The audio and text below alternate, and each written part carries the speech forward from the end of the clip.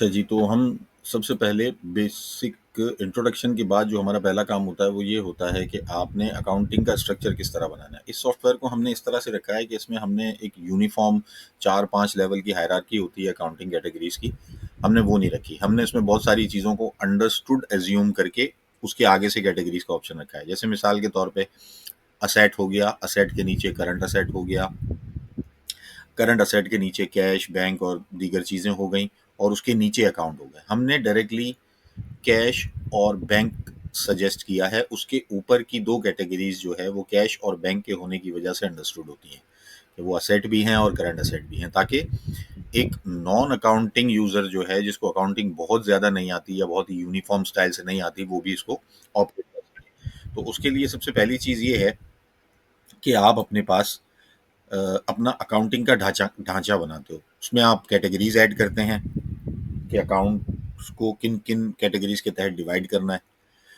अब ये जो 3 चीज़ें आपको नज़र आ रही हैं, एंट्री कैटेगरी, प्रोजेक्ट और टैक्स, इसको आप चाहें तो बतौर हायरार्की इस्तेमाल कर सकते हैं, हर एंट्री को अलग-अलग शनाख्त देने के लिए। मिसाल के तौर पे अगर आप कोई ऐसी कंपनी है जिनकी कॉन्ट्रैक्ट परचेजिंग होती है और उन्हें बता दिया जाता है कि ये प्रोजेक्ट नंबर 1, 2, 3 है, उसके अगेंस्ट हमें ये रॉ मटेरियल परचेज करना है मार्केट से, तो जब आप उसकी एंट्री बनाएंगे तो आपने यहाँ पर एक प्रोजेक्ट ओपन कर लिया और उसकी हर एंट्री, उसके हर लेन देन पर आप ये प्रोजेक्ट सेलेक्ट कर लेंगे, ताकि उस पर्टिकुलर कंपनी के अकाउंट्स के साथ साथ आपको इस प्रोजेक्ट से रिलेटेड भी तमाम एंट्रीज मिल जाएं, चाहे वो उस अकाउंट से मुंसलिक हों या ना हो। इसी तरह मजीद उसको कैटेगराइज करना है तो आपने एंट्री की कैटेगरी भी बना दी, मजीद कैटेगराइज करना है तो आपने उसके अंदर टैग भी बना दिया, ताकि आप टैग से भी रिपोर्ट देख सकें, सिर्फ प्रोजेक्ट से भी देख सकें, एंट्री कैटेगरी से भी देख सकें। तो ये तीनों चीज़ें आपकी एंट्री से मुतालिक हैं और ये आपके सिंपल अकाउंट्स हैं। तो अकाउंट्स में आप कैटेगरी बनाते हैं, बहुत आसान है, इसमें कोई लंबी चौड़ी फॉर्म्स और उसकी आईडीज़ और ये सब कुछ नहीं देना। फॉर एग्जांपल अकाउंट की कैटेगरी में हम बना लेते हैं, ये एक्सपेंसेस की कैटेगरी हमने बनाई, ऐड कर दिया, खलास, ये एक्सपेंस बन गया। अब अगर आप समझते हैं कि जनरल एक्सपेंस की कैटेगरी को आपने मॉडिफाई करना है तो आपको किसी लंबे चौड़े प्रोसेस में जाने की ज़रूरत नहीं है। आप सेम फॉर्म ओपन करेंगे जहाँ पर आपको कैटेगरीज नज़र आ रही हैं, उनमें से जिस कैटेगरी में भी आपको मॉडिफिकेशन करनी है वो कर लीजिए। जैसे डायरेक्ट सप्लायर्स PT12, ये कोई प्रोडक्ट है, उसके हमने डायरेक्ट सप्लायर्स को अलग बना दिया। अब PT12 के जो डायरेक्ट सप्लायर हैं उनके सारे अकाउंट को हम इसी कैटेगरी के तहत खोलेंगे, ताकि हमें इस कैटेगरी का भी पूरा हिसाब किताब मिल जाए। ये मैंने PT12 लिखा, इसको मैंने अपडेट कर दिया, ख़त्म, ये कैटेगरी का नाम अपडेट हो गया। अब मुझे PT12 नहीं चाहिए, मैंने इसको मिटाया और इसको अपडेट कर दिया, ये दोबारा डायरेक्ट सप्लायर्स हो गया। तो कैटेगरी बनाना बहुत ईजी है। आपने पहले अपने अकाउंट्स का सारा स्ट्रक्चर तैयार कर लिया पेपर पर कि कौन से अकाउंट को किस कैटेगरी में डालना है, फिर उसकी सारी कैटेगरीज आपने ओपन कर ली स्टार्ट ऑफ द सॉफ्टवेयर में। कैटेगरीज ओपन करने के बाद आप इसके अंदर सिंपल अकाउंट्स डाल देते हैं। इसका प्रोसीजर भी बिल्कुल उसी तरह से है जैसे अभी हमने एक कैटेगरी ओपन की थी,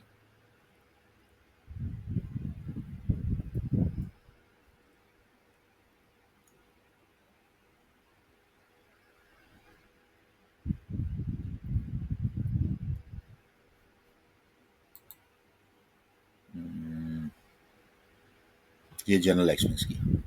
अब हम इसमें एक अकाउंट बनाते हैं, स्टेशनरी एक्सपेंसेस, कैटेगरी मैंने सेलेक्ट कर ली जनरल एक्सपेंस और अकाउंट को ऐड कर दिया। ये स्टेशनरी, ये जनरल एक्सपेंस। अकाउंट को के नाम को भी आप उसी तरह मॉडिफाई कर सकते हैं, stationery expenses for account. For example अगर आपको इसमें मजीद अपडेट कर दिया आपने, ख़त्म, अकाउंट का नाम चेंज हो गया, कोई लंबा चौड़ा प्रोसीजर नहीं। तो इस तरह पहले आप अपनी कैटेगरीज बना लेंगे, सारे अकाउंट्स बना लेंगे।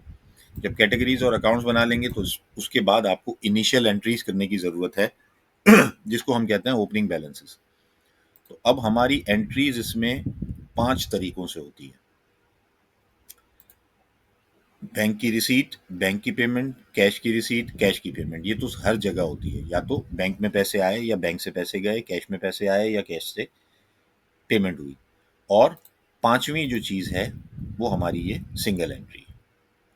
तो हम इसी से समझने की कोशिश करते हैं। एंट्रीज की शक्ल सबकी ऑलमोस्ट सेम है। ये आपका वाउचर है जिसमें आप सिंपल डेबिट्स और क्रेडिट्स करके अपने अकाउंट के दरमियान होने वाली ट्रांजैक्शन को रन कर सकते हैं। डेट का मतलब जाहिर है तारीख है, यहाँ से आप अकाउंट सेलेक्ट कर लेंगे। अगर आपको उस अकाउंट को, उस एंट्री को किसी प्रोजेक्ट में डालना है, जैसे contract supply to ABN, office, daily की कैटेगरी, फिर इसी तरह टैग एंट्री का, अगर आपने ये तीनों स्पेसिफाई करने हैं तो करें, नहीं करने तो सिंपल डिस्क्रिप्शन लिख दें। उसको डेबिट करना है या क्रेडिट करना है, यहाँ पर डेबिट या क्रेडिट एक एंट्री करें, उसके बाद इसके अंदर ऐड रो कर दें। अब दूसरी रो आ गई, ज़ाहिर है एक डेबिट करेंगे तो दूसरी क्रेडिट करनी पड़ेगी, अगर एक क्रेडिट करेंगे तो दूसरी डेबिट करनी पड़ेगी। प्रोसीजर सबका सेम है। इसके अंदर ह्यूमन एरर से बचने के लिए एक चीज़ हमने फॉलो की है, वो ये है कि जब तक डेबिट का टोटल और क्रेडिट का टोटल बराबर नहीं होता, ये एंट्री सेव नहीं होगी। मिसाल के तौर पे ये देखिए, ये एंट्री सेव नहीं होगी, और जैसे ही आप इसको बराबर कर देंगे ये एंट्री सेव हो जाएगी। अभी मैं इस वक्त खाली एंट्री सेव नहीं कर रहा, ये एंट्री सेव हो जाएगी, बराबर हुए बगैर नहीं होगी। तो एक एक एंट्री डेबिट की, एक क्रेडिट की, जो कि हमारा सिंपल अकाउंट का प्रोसीजर है। और अगर आप इसमें ओपनिंग बैलेंसेस डालना चाह रहे हैं तो आप एक लंबी चौड़ी एंट्री बना सकते हैं बहुत आराम से। जैसे ओपनिंग बैलेंसेस में आपने जो रिसीवेबल्स बनाए हैं, अगर आपने उनको किसी असेट में रखना है सामने, बैंक में या कैश में, तो आप सिंपली बैंक या कैश का अकाउंट सेलेक्ट करके, या पहले सबके बैलेंसेस इसमें ऐड कर करके, जितने अकाउंट्स हैं अकाउंट सेलेक्ट करें, बैलेंस ऐड करें, अकाउंट सेलेक्ट करें, बैलेंस ऐड करें, पूरी एक आप अपनी ओपनिंग बैलेंस की लिस्ट बनाएं और आखिर में उसको किसी भी जगह पर क्रेडिट कर दीजिए, चाहे आपका स्टॉक हो चाहे कुछ भी हो। तो इस तरह आपकी अकाउंटिंग बिल्कुल इंशाल्लाह सीधी रहेगी। तो ये आप जनरल वाउचर बना सकते हैं। बाकी वाउचर्स का मैंने आपको बताया, उनमें भी इसी तरह से है। उसका एक छोटा सा तारुफ मैं दे देता हूँ। जैसे एक वाउचर तो ये सिंगल एंट्री हो गया, और दूसरा कैश बैंक के, तो टोटल 5 तरीक़ाकार हैं इसमें आपकी पूरी अकाउंटिंग को रन करने के लिए। अब मिसाल के तौर पे हम बैंक रिसीट को देख लेते हैं एक नज़र। इसका खाका भी सेम है, कलर्स इसलिए अलहदा कर दिए ताकि आपको खोलते हुए एक फिजिकल कंफर्मेशन मिल जाए कि आप किस पर काम कर रहे हो। जब एक मरतबा आप इसके यूज टू हो जाएंगे तो आपको पता चल जाएगा कि आपके सामने बैंक रिसीट खुली हुई है, कैश रिसीट खुली हुई है, पेमेंट्स खुली हुई है, कुछ भी।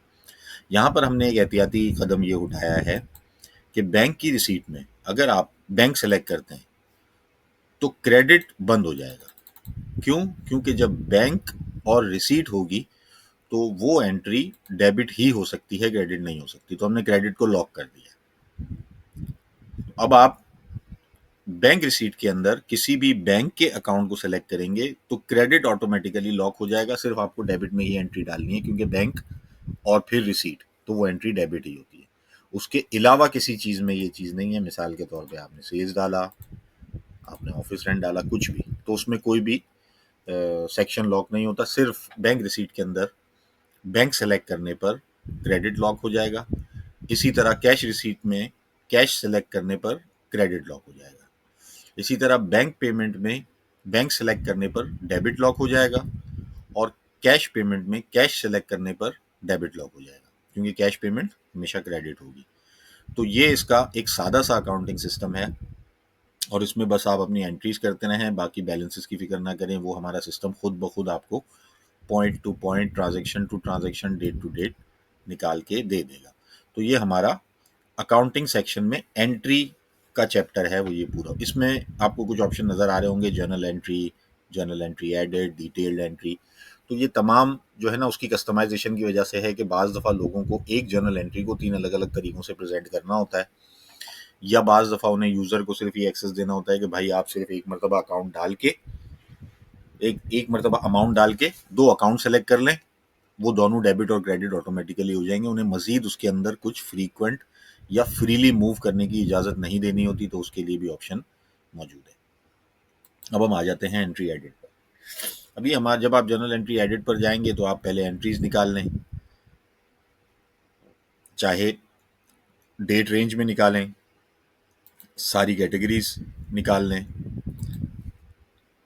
अकाउंट से रिलेटेड एंट्रीज निकाल लें, और निकालने के बाद ये हर एंट्री के आगे आपके पास दो ऑप्शन आते हैं, एक व्यू का जिसमें आपको पूरी एंट्री नज़र आ जाएगी, और एक एडिट का जिससे आप एंट्री को एडिट कर सकते हैं। ये आपके सामने एंट्री एडिट का ऑप्शन ओपन हो गया। अब आप इसमें अकाउंट चेंज करें, डेबिट क्रेडिट चेंज करें। इसमें एडिट में आप जितनी भी चीज़ें होंगी उसकी जिम्मेदारी 100% आपकी होगी, क्योंकि एडिट में हम डेबिट और क्रेडिट के बराबर होने का लॉक मेंटेन नहीं कर सकते। उसका रीज़न ये है कि जब आप एंट्री एडिट करते हैं, और मिसाल के तौर पे ये XYZ बैंक की एंट्री है 65,000 की, और आपने उसको दो बैंक में डिवाइड करना है, XYZ बैंक और ABC बैंक, तो जाहिर है आपने इसके अंदर रो ऐड करनी पड़ेगी, और ये जो 65,000 है इसको दो टुकड़ों में डेबिट करना पड़ेगा, या इसी तरह ये मिस्टर राहिल हैं, इनको दो टुकड़ों में डेबिट या क्रेडिट करना पड़ेगा। तो वो हम उस लॉक लगाने की वजह से वो एंट्री हमेशा कभी रुक जाएगी या कभी स्टॉपेज। अब ये एडिट है तो एडिट ही है, और एडिट का ऑप्शन जाहिर है most of the time administrator के पास ही होता है, ऑथोराइज आदमी के पास होता है। तो यहाँ से आपने जो एंट्री बनाई है उसको एडिट किया जा सकता है, लेकिन ये टोटली आप अपनी रिस्पॉन्सिबिलिटी पे करेंगे कि एक मरतबा एंट्री एडिट हो गई तो उसका पुराना रिकॉर्ड रिप्लेस हो जाता है, हमारे पास कोई पुराना रिकॉर्ड नहीं बचता कि पहले ये एंट्री क्या थी। और अगर हम इस तरह करने लगेंगे तो डेफिनेटली डेटाबेस बहुत लंबा हो जाएगा। तो एडिट आप 100% अपनी रिस्पॉन्सिबिलिटी पे इस्तेमाल करते हैं, बहुत एहतियात से इस्तेमाल करना होता है। ये उस मुश्किल वक्त के लिए होता है कि कुछ 4-5 गलतियां एक साथ हो गई और फौरी तौर पे आपको रिपोर्ट्स चाहिए, तो एडमिनिस्ट्रेटर उन एंट्रीज को एडिट करके सीधा कर दे। उसके बाद हमारे पास ये दो रिपोर्ट्स हैं। डेफिनेटली ये ट्रायल बैलेंस सबको पता है, उसमें आपके अकाउंट आएंगे, किसका डेबिट है किसका क्रेडिट है, और टोटल आ जाएगा यहाँ पर। इसमें प्रिंट, एक्सपोर्ट टू एक्सेल और एक्सपोर्ट टू PDF के ऑप्शंस हैं। तो ये ट्रायल बैलेंस आपका जितने भी अकाउंट हैं उनमें किसका क्या बैलेंस है, डेबिट बैलेंस है या क्रेडिट बैलेंस है, वो रिपोर्ट आपको शो कर देगा। और ये अकाउंट स्टेटमेंट है हमारा। अब उस अकाउंट स्टेटमेंट में आप कोई भी अकाउंट सेलेक्ट करके तारीखें सेलेक्ट करके उसका स्टेटमेंट निकाल सकते हैं।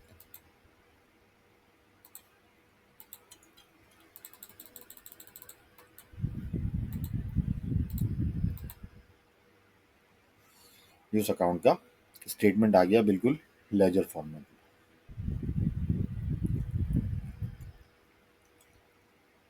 और जो डेट रेंज आपने सेलेक्ट की है, अगर वो मिसाल के तौर पे ये 22 अगस्त की एंट्री है, अगर आपने 23 अगस्त से इसका बैलेंस देखा है तो आपको